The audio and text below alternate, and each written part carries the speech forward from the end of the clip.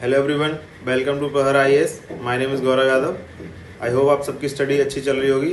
तो आज का स्टार्ट करते हैं। जो डेली का करंट अफेयर्स है तो वो स्टार्ट करते हैं। पहली न्यूज़ जो हम डिस्कस करने वाले हैं that is professor S K. Joshi laboratory excellence award.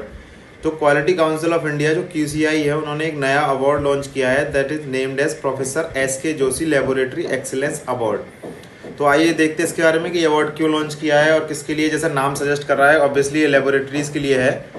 तो देखते हैं कि क्या है, कैसे और ये क्या किया गया है। This is countries first of its kind laboratory excellence award. तो ये इंडिया कंट्री का पहला है जो लेबोरेटरी एक्सेलेंस अवार्ड जो डिसाइड किया गया है कि लेबोरेटरी के लिए भी कोई अवार्ड होना चाहिए। This award has been instituted to promote laboratory quality and performance improvement in the country.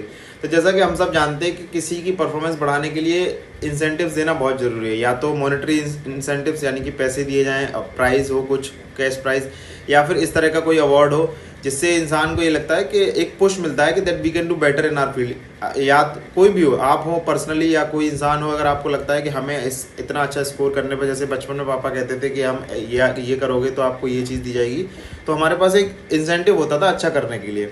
तो यही अच्छा प्रमोट करने के लिए, लेबोरेटरी की क्वालिटी और परफॉर्मेंस को प्रमोट करने के लिए ये अवार्ड इंस्टीट्यूट किया गया है। The award has been incepted to ensure laboratories' commitment to achieve excellence in providing high-precision testing, calibration service in line with the prevalent national, international quality system legislation, including health, safety and environment. तो इस award से क्या होगा कि award इसलिए बनाया गया है कि लेबोरेटरी जो है वो इंश्योर करे कि वो जितने भी इंटरनेशनली क्वालिटी सिस्टम लेजिस्लेशंस हैं या स्टैंडर्ड, जो भी इंटरनेशनल स्टैंडर्ड है, उनको फॉलो करके अपनी क्वालिटी को मेंटेन रखें, जो हमारे कंट्री में जो लेबोरेटरीज, टेस्टिंग लेबोरेटरीज हैं उनके लिए। This award will be open to all currently operational laboratories pertaining to testing, calibration and medical, including their proficiency testing providers and reference material producer located in India। तो ये award जो होगा वो सारी जो अभी ऑपरेशनल लेबोरेटरीज हैं, जो टेस्टिंग करती हैं, कैलिब्रेशन करती हैं, मेडिकल या फिर प्रोफिशिएंसी टेस्टिंग करती हैं, या रेफरेंस मटेरियल भी देती हैं जो लेबोरेटरीज को, उन सब के लिए अवेलेबल है ये अवार्ड। सब उसके लिए एलिजिबल हैं और सब उस रेस में है। जो अवार्ड के लिए रेस होगी सब उसमें है। तो देखते हैं एस.के. जोशी के नाम पर रखा गया है। तो प्रोफेसर एस.के. जोशी कौन है? तो let professor S K. Joshi was luminary in the field of science and academia. तो जो प्रोफेसर एस.के. जोशी जी हैं वो उनकी डेथ हो चुकी है। वो he was an luminary in the field of science and academia. तो ल्यूमिनरी का मतलब क्या होता है? He was an inspiration for others. Joshi made a significant contribution in improving scientific research in India by serving as President INSA, DG CSIR, Director NPL, Chairman NABL। तो इन्होंने बहुत contribution दिया है हमारे इंडिया में साइंटिफिक रिसर्च को बढ़ाने के लिए। ये प्रेसिडेंट रहे हैं INSC के, DG रहे हैं CSIR के, डायरेक्टर रहे हैं NPL के, फिर चेयरमैन रहे हैं NABL के। तो इनका करियर बहुत ही अच्छा रहा है। तो professor S K. Joshi was facilitated with Padma Bhushan, Padmashri, CV Raman medal and INSC and several other prestigious awards. तो इनको इतने बड़े बड़े अवार्ड मिले हैं जो हाईएस्ट सिविलियन अवार्ड्स हैं, पद्म भूषण, पद्मश्री, फिर CV रमन मेडल जो साइंस के फील्ड में बहुत बड़ा मेडल है, फिर INSC अवार्ड और भी अदर प्रेस्टिजियस अवार्ड मिले। तो ये he was a very inspirational person. तो इनके नाम पर ही अवार्ड रखा गया है लेबोरेटरीज के लिए। और यार एक बात मैं कहना चाहूँगा कि आज थोड़ा कंस्ट्रक्शन चल रहा है मेरे पड़ोस वाले घर में, तो अगर कुछ आवाज़ आए तो प्लीज़ उसको आज बियर अप करिएगा, टॉयलेट करिएगा। तो सेकंड न्यूज़ जो हम डिस्कस करेंगे that is power finance corporation limited. तो पावर फाइनेंस कॉर्पोरेशन लिमिटेड जो PFC है वो क्यों न्यूज़ में? क्योंकि PFC has issued India's first ever euro green bond. तो उन्होंने इंडिया का पहला यूरो ग्रीन बॉन्ड लॉन्च किया है या इशू किया है। तो इसके बारे में मैं आपको एक छोटी चीज़ें बताता हूँ। यूरो ग्रीन बॉन्ड होता क्या है? पहली चीज़ तो यूरो बॉन्ड जो होते हैं वो जनरली जो इंडिया में बॉन्ड होते हैं वो रुपीज़ के डिनोमिनेशन में इशू होते हैं, यानी कि रुपीज़ में होता है बॉन्ड। अगर आप बॉन्ड खरीदते हैं चाहे गवर्नमेंट चाहे प्राइवेट, तो वो रुपीज़ में होंगे, आपको रुपीज़ में पे करना पड़ेगा और रुपी डिनोटेड होते हैं। लेकिन ये पहला है जो मतलब यूरो में और भी हो चुका है। यूरो बॉन्ड पहला नहीं है, पहला यूरो ग्रीन बॉन्ड है। ग्रीन बॉन्ड क्या होता है?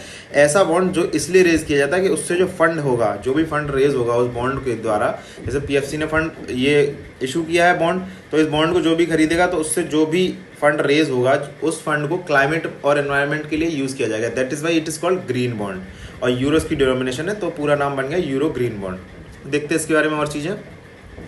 Power Finance Corporation Limited, the leading NBFC in power sector, has successfully issued its maiden euro 300 million 7-year euro bond issuance on 13 September 2021। तो PFC ने, जो कि लीडिंग NBFC है, NBFC क्या होती है?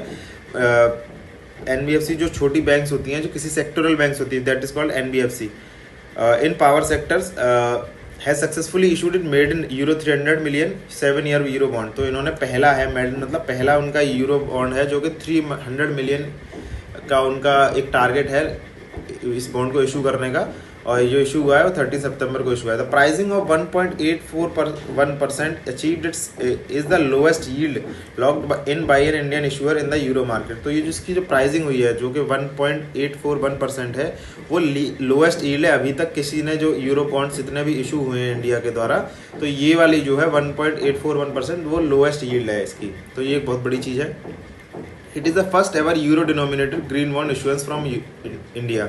जैसा मैंने बताया कि यूरो डिनोमिनेटेड जो है वो ग्रीन बॉन्ड पहला है, मतलब यूरो डिनोमिनेटेड इससे पहले कई हो चुके हैं, but euro denominated green bond वो पहला है इंडिया के द्वारा। और moreover it is the first ever euro issuance by an Indian NBFCs and the first ever euro bond issuance from India since 2017। और दूसरा और क्या फैक्ट है कि पहला यूरो इशुएंस है जो कि इंडियन NBFC के द्वारा किया गया। इससे पहले बड़ी बैंक्स ने किया था, जो नेशनल बैंक्स हैं या फिर RBI हैं, उनके द्वारा किए गए थे यूरो बॉन्ड इशू, लेकिन ये पहला है जो इंडियन NBFC ने किया है। दूसरा और क्या फैक्ट इसके बारे में, first ever euro bond issuance after 2017। तो 2017 के बाद से कोई भी यूरो बॉन्ड इशू नहीं हुआ था, तो ये 2017 के बाद से पहला है। तो ये कुछ फैक्ट्स है इसके बारे में। तो next news that we are going to discuss is reports on reforms in urban planning capacity in India. तो नीति आयोग ने लॉन्च किया एक रिपोर्ट, इसका टाइटल है reforms in urban planning capacity in India. तो जो अर्बन है यानी कि जो शहर जो है भारत के, उनकी जो प्लानिंग कैपेसिटी है उसको रिफॉर्म करने के लिए उन्होंने कुछ एक नीति आयोग ने रिपोर्ट लॉन्च करी है। तो उसमें मेजर्स दिए गए हैं कि कैसे रैंप अप कर सकते हैं अर्बन प्लानिंग कैपेसिटी को। जैसे अभी कोई भी बारिश होती है, चाहे दिल्ली हो, जैसे अभी इस बार दिल्ली में बहुत बारिश हुई है, जनरली इतनी बारिश नहीं होती, तो उससे उनकी जो प्लानिंग है वो सामने आ जाती है, बिल्कुल सारी प्लानिंग ध्वस्त हो जाती है। चाहे मुंबई हो, चाहे गुड़गांव हो, चाहे दिल्ली हो, ये बड़े बड़े शहर, थोड़ी सी भी नेचुरल कैलेमिटी आ जाती है, कुछ भी अनप्लान्ड हो जाता है या फिर तो उनकी सारी चीज़ें ध्वस्त हो जाती है। रोड सारे भर जाते हैं, ब्रिजेस सारे भर जाते हैं, नाले बाहर आ रहे हैं। तो ये सारी चीज़ें, इनको प्लानिंग कैपेसिटी को रिफॉर्म करने के लिए या रैंप अप करने के लिए नीति आयोग ने एक लॉन्च किया रिपोर्ट जिसका टाइटल है reforms in urban planning capacity in India. तो देखते हैं इस रिपोर्ट में क्या क्या चीज़ें हैं।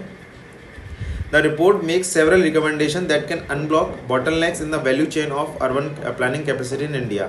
Some of them are, तो इस रिपोर्ट में कई सारे रिकमेंडेशन है that can unblock bottlenecks. Bottleneck क्या होते हैं, जो रुकावटें हैं किसी काम को करने के लिए। अगर आप जैसे कही जाए बॉटलनेक्स इन द प्लानिंग, तो आपने जो प्लान किया उसमें जो रुकावटें होंगी उनको कहेंगे बॉटलनेक्स।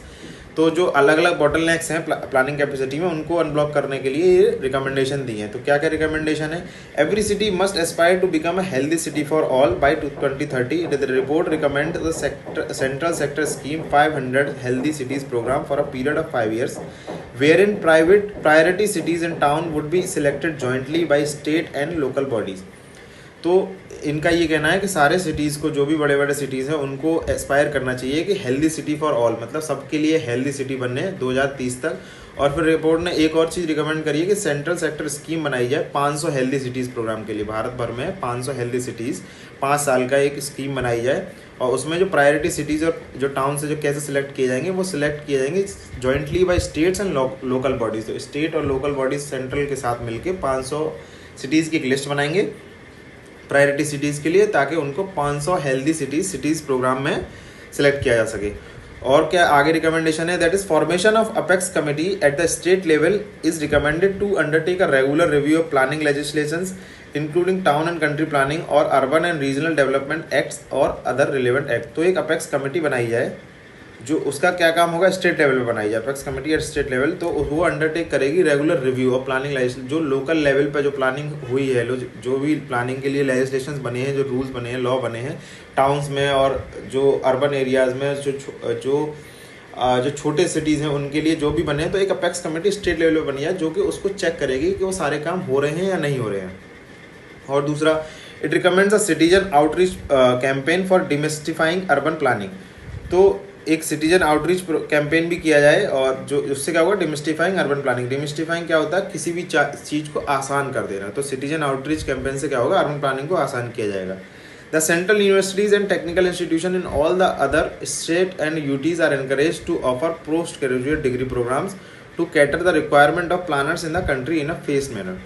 और ये कहा गया है कि जो सेंट्रल यूनिवर्सिटी है और टेक्निकल इंस्टीट्यूशंस हैं स्टेट्स में और यूटीज़ में, जैसे सेंट्रल यूनिवर्सिटी जो DU है, JNU है, इस टाइप की जो यूनिवर्सिटीज़ हैं, जो केंद्रीय यूनिवर्सिटीज़ हैं, और जो केंद्रीय टेक्निकल इंस्टीट्यूशन है IIT, NITs, इन सब में एक master post graduate degree programme बनाया जाए, MTech प्लानिंग, यानी कि प्लानिंग के लिए एक पोस्ट ग्रेजुएट प्रोग्राम हो, जिससे क्या होगा कि जो प्लानिंग पढ़ के आएंगे तो वो आगे चल के इनके रिक्वायरमेंट ऑफ प्लानर्स, जो इंडिया में प्लानर्स नहीं है, इस चीज़ के बारे में कोई डिस्कस करने वाला नहीं, या फिर किसी को टेक्निकल नॉलेज नहीं है अर्बन प्लानिंग की, तो इसके बारे में अगर एक पोस्ट ग्रेजुएट प्रोग्राम लॉन्च किया जाए जितने इंस्टीट्यूशन है उसमें। The report recommends the constitution of national council of town and country planners as a statutory body by the government of India. तो रिपोर्ट ने एक और चीज़ रिकमेंड करी है कि एक national council of town and country planners बनाई जाए, एक बॉडी जो कि स्टैट्यूटरी बॉडी हो गवर्नमेंट ऑफ इंडिया की। Also, a national digital platform of town and country planners is suggested to create within the National Urban Innovation Stock of MoHUA. This portal will enable self-registration of all planners and evolve as a marketplace for potential employers and urban planners. तो एक इन्होंने एक और recommendation दी है, वो क्या है कि एक प्लेटफॉर्म बनाया जाए, digital platform, national digital platform of town and country planners. तो उसमें क्या होगा कि, और वो किसके द्वारा बनाया जाएगा, with in national urban innovation stack of minister of home and urban affairs. तो एक नेशनल डिजिटल प्लेटफॉर्म बना दिया है। उसमें क्या होगा कि जो भी प्लानर्स होंगे, जो भी प्राइवेट प्लेयर्स हों चाहे गवर्नमेंट प्लेयर्स हों, उनके लिए एक मार्केट प्लेस रहेगा, वो अपने आप को रजिस्टर करेंगे उस प्लेटफॉर्म पे, और जो उसमें काम करना चाहते हैं एम्प्लॉयर्स के लिए, एम्प्लॉयज़ के लिए, सबके लिए एक प्लेटफॉर्म बन जाएगा। जैसे आप और मैं दोनों लोग एक प्लानिंग की तरह काम करना चाहते हैं, प्लानर्स की तरह काम कर जाते हैं कि मैं सिटी में अर्बन प्लानर बन के काम करना चाहता हूँ, तो और जो भी कोई आगे प्लान आएगा वो आपको बिडिंग में आप उसमें पार्टिसिपेट करें, तो उसके लिए नेशनल डिजिटल प्लेटफॉर्म बनाया जाएगा। तो उसमें जो भी पोटेंशियल एम्प्लॉयर्स और अर्बन प्लानर्स होंगे वो उस पर रजिस्टर कर सकें। Fourth news is world's ozone day. India observes the 27th global ozone day. तो अभी 16 सितंबर को ग्लोबल ओजोन डे था, तो इंडिया ने ऑब्जर्व किया 27th ओजोन डे। तो देखते हैं इसके बारे में कि ओजोन डे क्यों मनाया जाता है। तो world ozone day celebrated on 16 सितंबर each year to commemorate the signing of the Montreal Protocol and International Environment Treaty for phasing out production and consumption of ozone depleting substances that came into force on this day in 1987। तो ozone day किस लिए मनाया जाता है? 16 सितंबर को मनाया जाता है हर साल, और वो इसलिए मनाया जाता है क्योंकि इसी दिन 1987 में मॉन्ट्रियल प्रोटोकॉल साइन किया गया था। तो मॉन्ट्रियल प्रोटोकॉल क्या है? It is an international treaty for phasing out production and consumption of ozone depleting substance. तो मॉन्ट्रियल प्रोटोकॉल जब साइन की गई थी तो उसमें ये था कि जितने भी ओजोन डिप्लीटिंग सब्सटेंस हैं उनका प्रोडक्शन और उनका यूज़ धीरे धीरे कम किया जाए, ये चीज़ था, मतलब बंद किया जाए। जैसे आप इस अगर कुछ दिन पहले तक की बात करें तो रेफ्रिजरेटर और AC में जो भी कूलेंट यूज़ होता था वो ओजोन डिप्लीटिंग था, लेकिन अब उसका एक सब्स्टिट्यूट प्राप्त किया गया है। अब उसको जो नए जो AC या फ्रिज आ रहे हैं उनमें वो चीज़ नहीं, वो वाला कूलेंट नहीं है जिससे ओजोन डिप्लीट होता था। तो धीरे धीरे वो वही था कि जो जितने ओजोन डिप्लीटिंग सब्सटेंसेज हैं उनको कम किया जाए धीरे धीरे। The day is celebrated every year to spread awareness among people about the depletion of ozone layer and measures taken to preserve it। और हर साल ये दिन मनाया जाता है ताकि लोगों तक एक बात पहुंचाई जा सके कि ओजोन, जितने भी ओजोन को डिप्लीट मतलब कैसे है, ओजोन क्या है, उसके बारे में बताना लोगों को, और ओजोन डिप्लीटिंग जो सब्सटेंस है उनको यूज़ को कम करते जाना, ये चीज़ है और उसको प्रिजर्व करने की बहुत ज़रूरत है। तो लोगों तक इस बात को पहुँचाने के लिए हर साल ये दिन मनाया जाता है। The Ozone Cell, Ministry of Environment, Forest and Climate Change, Government of India has been celebrating the World Ozone Day since 1995 at the national and state level। तो इंडिया में ये जो ओजोन डे है वो मनाया जाता है 1995 के बाद से। इस बार जो ओजोन डे था, वर्ल्ड ओजोन डे 2021, उसकी थीम क्या थी? उसकी थीम थी Montreal protocol keeping us food and vaccine school. तो ये थीम थी इस बार की, तो इसको याद रख सकते हैं, क्वेश्चन बन सकता है इससे। Fifth news is Bajayant Panda Committee. Ministry of Defence has constituted a high-level expert committee under the chairmanship of former Member of Parliament Shri Bajayant Panda for a comprehensive review of National Cadet Corps in order to make it more relevant in changing times। तो Ministry of Defence ने एक high-level expert committee constitute करी गई है, और उनके chairman किसको बनाया है? जो कि एक मेंबर ऑफ पार्लियामेंट रह चुके हैं श्री बैजयंत पांडा को, उनको चेयरमैन बनाया उस कमेटी का। और उस कमेटी का गोल क्या है? उस कमेटी का गोल है for a comprehensive review of national cadet corps in order to make it more relevant in changing times. तो वो क्या करेंगे कि जो एनसीसी है, नेशनल कैडेट कॉर्प्स है, जो हर शहर में होती है, उसको रिव्यू करेंगे ताकि उसको आज के समय के लिए रिलेवेंट बनाया जा सके, मतलब जो उसको मॉडर्नाइज करने के लिए ये काम है इस कमेटी का। तो देखते हैं इसके बारे में। और the term of reference of the committee inter alia broadly provide for suggesting measures which can empower NCC cadets to contribute more effectively towards national building, national development efforts in various sector. तो इसकी जो committee के goals हैं, terms हैं, वो क्या क्या है। पहला मतलब जो मेन गोल्स हैं वो ये हैं कि कुछ मीज़र ऐसे बताएं, कुछ नई चीज़ ऐसी बनाएं कि जो एनसीसी के जो कैडेट्स हैं वो ज़्यादा इफेक्टिवली नेशनल बिल्डिंग में कैसे काम कर सकते हैं। तो इस चीज़ के लिए एनसीसी को थोड़ा मॉडर्नाइज किया जाए और उस चीज़ में काम करें। दूसरा, propose measures for gainful engagement in its alumni for betterment of the organisation as a whole, to study recommend best practices of similar international youth organization for inclusion in the NCC curriculum। तो और क्या क्या है इसके जो committee का क्या क्या गोल्स हैं। वो दूसरा ये है कि जो इसके एलुमनाई हैं, जो एनसीसी पास आउट हैं और आज वो अच्छी पोस्ट पर हैं, तो उन लोगों को बुलाया जाए या उन लोगों से कांटेक्ट किया जाए कि और उनसे पूछा जाए कि कैसे एनसीसी को और बेटर किया जा सकता है। और दूसरा, जो और भी देशों में, जो बाहर के देशों में ऐसे यूथ ऑर्गेनाइजेशन हैं, उनको देखा जाए, उनको स्टडी किया जाए, उनकी जो बेस्ट प्रैक्टिसेस हैं उसको एनसीसी में लागू किया जाए। दूसरा, अब एनसीसी के बारे में देखते हैं। एनसीसी है क्या। NCC is the largest uniformed organisation which aims at developing character, discipline, a secular outlook and ideals of selfless service among young citizen. It also aims to create a pool of organized, trained and motivated youth with leadership qualities in all walks of life। तो NCC largest uniformed organisation है। तो उसका क्या M होता है, NCC क्यों लोग करते हैं या फिर लोग अपने बच्चों को प्रोत्साहित करने के लिए, क्योंकि एनसीसी करने के बाद आप में एक डिसिप्लिन आ जाता है, क्योंकि वहाँ आप एक बहुत डिसिप्लिन माहौल में रहते हैं। तो that develops a character, discipline, a secular outlook and ideal of selfless service among young citizen. तो अगर आपको यंग एज में ये सारे चीज़ें सिखाए जाते हैं तो आप वो जो चीज़ें आपने कैरेक्टर कैलकुलेट किया वो लाइफ टाइम आपके साथ रहेगा। It also aims to create a pool of organised, train and motivated youth with leadership qualities in all walks of life. तो इसका जो एम होता है एनसीसी का वो ये है कि एक पूल बनाए, मतलब लोग, एक जो यंग लोग हैं उनका organised, train and motivated youth का एक पूल बनाया जाए ताकि वो आगे चल के देश में जो है, जब देश का युवा अच्छा रहेगा तो देश का फ्यूचर भी अच्छा रहेगा। ऐसा एनसीसी का मोटिव है। Sixth news, plant-based mRNA vaccine. University of California, Riverside scientists are studying whether they can turn edible plants like lettuce into mRNA vaccine factories। तो mRNA वैक्सीन क्या सी, जो कोविड में जो वैक्सीन यूज होती हैं, they are, Covid में हो गई या फिर पोलियो में भी हो गई, तो वहाँ पे जो वैक्सीन यूज होती है they are mRNA vaccine factories. तो university of California Riverside scientist क्या देख रहे हैं, वो they are trying to study कि जो एडिबल प्लांट्स होते हैं जैसे कि लेट्यूस है, जो खाने वाले प्लांट्स होते हैं, उनको mRNA वैक्सीन फैक्ट्रीज की तरह यूज किया जा सकता है या नहीं। तो उस चीज़ के बारे में रिसर्च हो रही है। देखते हैं mRNA क्या होता है। मैसेंजर RNA और mRNA technology use in covid vaccine works by teaching our cells to recognize and protect us against infectious diseases। One of the challenges with this technology is that it must be kept cold to maintain stability during transport and storage। तो mRNA vaccine क्या होती है, जैसे कोविड-19 में mRNA vaccine होती है, उसमें क्या करते हैं कि हम जो डिसीज़ है, डिसीज़ के RNA को, सेम RNA को हम अपने बॉडी में इनएक्टिव फॉर्म में डालते हैं। मतलब हम उसका एक स्ट्रैंड चेंज कर दिया या फिर उसका स्ट्रक्चर में थोड़ा सा चेंज करके, सेम जैसे जो कोविड वायरस का या सार्स कोवी वायरस है, उस वायरस के जो आरएनए है उसी आरएनए को थोड़ा चेंज करके उसको इनएक्टिव करके बॉडी में डालते हैं। तो जब बॉडी में वो चीज़ जाएगी तो बॉडी ऑब्वियसली एंटीबॉडीज़ डेवलप करेगी उसके लिए। तो एंटीबॉडीज़ डेवलप हो जाती हैं बॉडी में वैक्सीन के बाद। तो अगर उसके बाद एंटीबॉडीज़ डेवलप होने के बाद अगर एक्टिव फॉर्म में वायरस आएगा या हम उसके कन्फ्रंट करते हैं वायरस से, तो ऑलरेडी हमारी बॉडी में एंटीबॉडीज़ होंगी। तो ऐसे काम करती है mRNA वैक्सीन कि हमारे में वो एक मेमोरी डेवलप कर देती है, सेल्स टू रिकॉग्नाइज्ड, मतलब सेल्स को रिकॉग्नाइज हो जाता है वो पैटर्न। तो जब वो ऑलरेडी हमारे सेल में एंटीबॉडी डेवलप हो चुकी हैं तो फिर वो प्रोटेक्ट कर देती है हमें डिजीज से। ये होता है mRNA वैक्सीन का वर्किंग।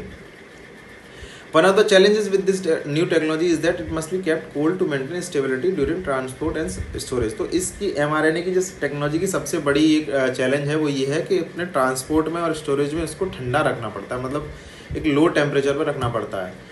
तो अब ये जो प्रोजेक्ट है जिसको प्लांट में जो चेक किया जा रहा है उसमें क्या है, in this new project is successful plant based mRNA vaccine which can be eaten could overcome this challenge with ability to store at room temperature, the university said. तो यूनिवर्सिटी का ये कहना है कि जो रिसर्च है अगर ये सक्सेसफुल रहती है तो अगर हम प्लांट उस आरएनए वैक्सीन को प्लांट में डाल देते हैं, प्लांट बेस्ड है जो खा सकते हैं उस प्लांट्स को, तो उन प्लांट्स को हम किसी भी रूम टेम्परेचर पर स्टोर कर सकते हैं। तो ये जो कोल्ड स्टोर वाला जो चैलेंज है उसको वो कम हो जाएगा। The project backed by a US $500,000 grant from the US National Science Foundation has 3 goals. तो ये जो प्रोजेक्ट है उसको US नेशनल साइंस फाउंडेशन ने ग्रांट दी है US $500,000 की जो ग्रांट है वो मिली है इस प्रोजेक्ट को लिए। तो इस प्रोजेक्ट के गोल्स क्या है? पहला है showing the DNA containing the mRNA vaccine can be successfully delivered into part of plant cells where it will replicate. दूसरा है demonstrating the plant can produce enough mRNA to rival a traditional sort and finally determining the right doses. इसके goals में पहला ये है कि जो DNA containing जिसमें आरएनए वैक्सीन डाली गई है वो डीएनए प्लांट में डिलीवर हो सकता है या कि नहीं, मतलब प्लांट्स में हम उसको पास आउट कर सकते हैं कि नहीं, पहला। दूसरा ये है कि जो प्लांट्स है जिसमें हमने उसको डाला वो इनफ एमआरएनए प्रोड्यूस कर रहा है कि नहीं। एक ट्रेडिशनल सॉर्ट क्या होता है? जो इंजेक्शन होता है, जो जिस तरह अभी दी जाती है वैक्सीन, तो उतने उसके बराबर एमआरएनए प्रोड्यूस कर रहा है या नहीं प्लांट। तीसरा ये है कि जो उसकी राइट डोजेस क्या होगी कि इसके इक्विवेलेंट रहे, ट्रेडिशनल जो इंजेक्शन है उसके इक्विवेलेंट रहे, तो उसकी कितनी डोजेस हैं। ये 3 इसके गोल्स हैं।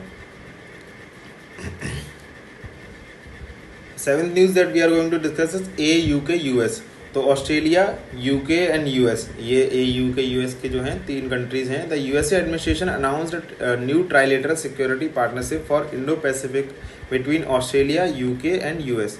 तो यूएसए ने अनाउंस किया है कि trilateral security partnership between Australia, UK and US किसके लिए? इंडो पैसिफिक रीजन के लिए। तो देखते हैं इसके में क्या क्या है इस पार्टनरशिप में। The security grouping AUK US will focus on advancing strategic interest in Indo Pacific region. तो इसका जो मेन फोकस है that is Indo Pacific region. A central feature of partnership would involve a trilateral 18-month effort to help Australia acquire nuclear-powered submarines which are quieter, more capable than conventional, and can be deployed for longer period, needing to surface less frequently. तो इसका जो main feature है, जो इस partnership का main feature है वो ये है कि एक ट्राइलेटर 18 मंथ एफर्ट होगा ताकि ऑस्ट्रेलिया को जो उसकी जो सबमरीन्स हैं, जो अभी सबमरीन्स हैं, उनसे नई सबमरीन्स, न्यूक्लियर पावर सबमरीन जो कि क्वाइटर हैं, मोर कैपेबल हैं, वो ऑस्ट्रेलिया को दी जाएं या ऑस्ट्रेलिया में डेवलप कराई जाएं। The partnership would also involve a new architecture of meetings and engagement between all 3 countries and also cooperation among emerging technology, applied AI, quantum technology, under sea capabilities. तो ये partnership में ये भी है कि तीनों कंट्रीज मिलें, उनकी मीटिंग्स हों, एंगेजमेंट्स हों और उनकी जो इमर्जिंग टेक्नोलॉजी हैं जैसे AI है, क्वांटम टेक्नोलॉजी है, अंडर सी कैपेबिलिटीज़ हैं, वो डेवलप हो तीनों कंट्रीज़ की मिलके। Australia has felt increasing pressure from an assertive China, like other countries in the region, and has sought to strengthen its partnership with India, the US, and UK, including through plurilateral forums.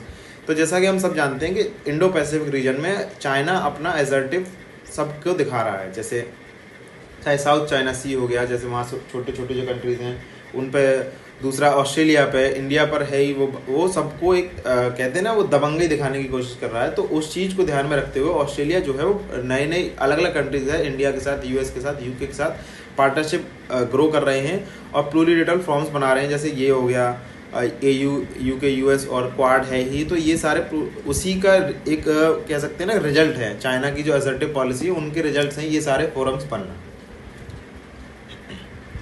8th news, all India डेब्ट and investment सर्वे। तो NSO जो है, national statistical office, उन्होंने एक सर्वे किया है जो कि ऑल इंडिया डेब्ट एंड इन्वेस्टमेंट सर्वे है, जिसमें ये पता किया गया कि इंडिया में कितना डेब्ट है और कितने इन्वेस्टमेंट हो रहे हैं, उसके बारे में जो सर्वे है तो वो रिलीज़ किया गया है रिसेंटली। तो उसके कुछ रिजल्ट्स हैं, उनके बारे में डिस्कस करते हैं कि the number of indented house holds have Ryzen sharply in rural India with the average debt shooting up by 84% between 2012 and 2018, and COVID-19 has likely further doubled all household borrowing by 2021. तो ये कहा गया कि rural India में जो indebted house hold है, मतलब ऐसे परिवार जिन पर कर्जा है, इंडेप्टेड हाउस होल्ड का मतलब ये है, तो कर्जे वाले जो परिवार हैं वो 2012 से लेकर 2018 तक में 84% उनकी ग्रोथ हुई है। मतलब इतने लोग कर्जे में आ चुके हैं, कर्जे में डूब चुके हैं। और दूसरा ये तो 2018 तक की जो भी है, 84% जो इसकी फाइंडिंग्स है 2018 तक के। 2018 के बाद जो 2 साल 3 साल जो कोविड भी आया है, तो ऐसा मानना है एनएसओ का कि कोविड-19 के चलते चलते ये चीज़ और डबल हो गई होगी, मतलब 2 गुना बढ़ चुके होंगे जितने इंडेप्टेड हाउस होल्ड हैं वो। रूरल हाउस होल्ड्स एवरेज डेप्ट grew by ₹32,522 in 2012 to ₹59,748 by June 2018, while urban average debt increased by 42% in same period or to little more than 1.20 lakhs। तो रूरल हाउस होल्ड का अगर average डेप्ट देखा जाए, एक परिवार का अगर एवरेज जो कर्ज है वो 2012 में ₹32,522 था, जो कि बढ़ के 2018 तक 59,748 हो चुका है। और यहीं अगर हम अर्बन हाउस होल्ड की बात करें, शहरी घरों की, तो उनका जो डेप्ट है वो 42% बढ़ा इन 6 सालों में। जो यहाँ पे 84% बढ़ा था वो यहाँ 42% बढ़ा और बढ़ के वो ₹1.20 लाख हो चुका है 2018 तक। The number of household in debt as measured by incidence of indebtedness among surveyed household has risen to 35% in rural India from 31.4% in the previous survey, while it remained static at 22.4% for urban household। तो ये जो है जो incidence of indebtedness मतलब कितने percent लोग कर्जे में हैं, तो वो 35% परिवार। पहले अगर पिछले सर्वे की बात करें 2012 से पहले, तो 31.4% परिवार जो थे वो कर्जे में थे और 2018 तक बढ़ के 35% परिवार रूरल इंडिया में वो कर्जे में आ चुके हैं। और ये 2018 तक की बात कर रहे हैं और कोविड के चलते ऑब्वियसली बढ़ा ही होगा, इससे डबल का कहा जा रहा है, तो हो ही गया होगा वो। और अगर अर्बन की बात करें, अर्बन में ये चीज़ स्टैटिक रही है कि जो परसेंट हाउस होल्ड है वो 22.4% है अभी भी 2018 तक। तो that was all for today.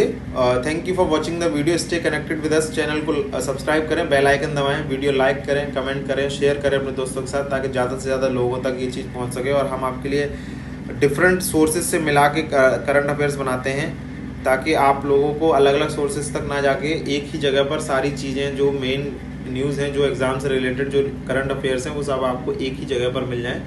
तो we do our best. You all can just do कि चैनल को सब्सक्राइब करें और ज़्यादा से ज़्यादा लोगों तक इसको पहुँचाएं। Thank you so much for watching the video. Having a nice